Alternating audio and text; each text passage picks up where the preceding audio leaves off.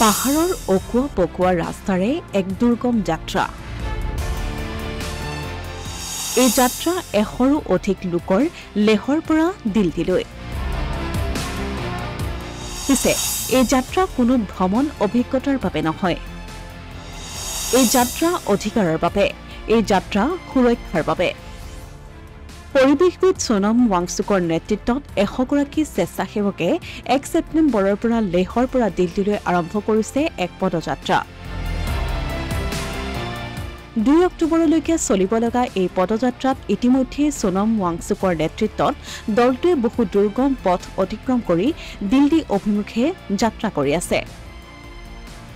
এয়া কেৱল পদযাত্ৰাই নহয়, ক্লাইমেট মাৰ্চ নাম দিয়া এই শান্তি পদযাত্ৰাৰ জৰিয়তে তেওঁলোকে কৰিছে প্ৰতিবাদ।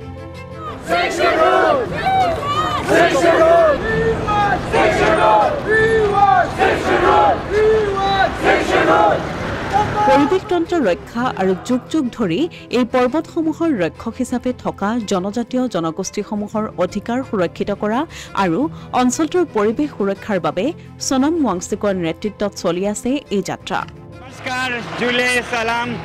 ये है लद्दाख का दिल्ली चलो आंदोलन और आज 1 सितंबर को हम 25 किलोमीटर चल चुके हैं और अगले महीने 30 दिन बाद 2 अक्टूबर को गांधी जयंती पे हम গোলকীয় উষ্ণতাৰ ফলত লাডাখৰ বিভিন্ন অঞ্চলৰ বৰফ গলিবলৈ ধৰিছে আৰু তেওঁলোকে জনোৱা অনুসৰি প্ৰতি 10 মিনিটৰ মূৰে মূৰে বৰ্তমান লাডাখৰ বিভিন্ন অঞ্চলৰ বতৰৰ পৰিৱৰ্তন হয়, যাৰ ফলত বানপানীৰ দৰে সমস্যায়ো গুৰুতৰ ৰূপ ধাৰণ কৰিছে। লগতে লাডাখক সংবিধানৰ 6ষ্ঠ অনুসূচীত অন্তৰ্ভুক্ত কৰাৰ যি প্ৰতিশ্ৰুতি প্ৰদান কৰা হৈছিল, সেই প্ৰতিশ্ৰুতিৰ প্ৰধানমন্ত্ৰী নৰেন্দ্ৰ মোদীক পুনৰ এবাৰ জ্ঞাত কৰিবলৈ এই যাত্ৰা কৰিছে লোকসকলে। 26 আগষ্টত গৃহমন্ত্ৰী অমিত শ্বাহে ঘোষণা কৰা লাডাখৰ নতুন 5খন জিলাক স্বায়ত্তশাসিত কৰাৰো দাবী জনাইছে এই পদযাত্ৰাৰ জৰিয়তে। Asomiya Pratidin digital desk.